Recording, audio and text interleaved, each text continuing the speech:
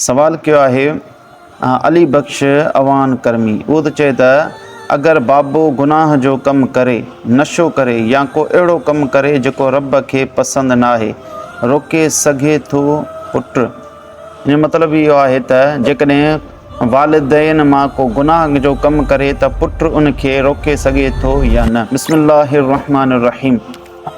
अदब जे दायरे में रहंदे करे वालिदैन खे गुनाह जे कम खां रोकण जी इजाज़त आहे, पर अहिड़े लफ़्ज़नि में न रोकींदो जंहिंसां उन्हनि जी तौहीन थिए या उन्हनि जी बेअदबी थींदी हुजे। जीअं सूरत निसा में अल्लाह रब्बुल इज़्ज़त फरमायो, या अय्युहल्लज़ीना आमनू कूनू क़व्वामीन बिल क़िस्त शुहदाअ लिल्लाहि।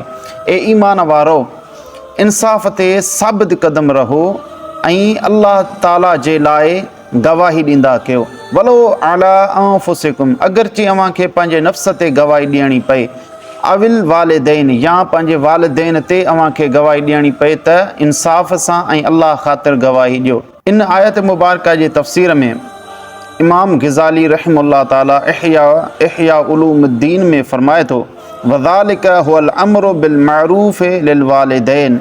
इन आयत मुबारका जो तफ़सीर इहो आहे त पंहिंजे वालिदैन खे अमर बिल मारूफ़ कयो। त इन मां मालूम थियो त वालिदैन खां अमर बिल मारूफ़ करे सघिजे थो, पर इहो अदब जे दायरे में ई करे सघिजे थो। उन्हनि सां बेअदबी में या तौहीनी अल्फाज़नि में ॻाल्हाइणु, सख़्तु लहजे में ॻाल्हाइणु मुनासिबु नाहे। इन खां बचणु घुरिजे। वल्लाहु आलम बिस्सवाब।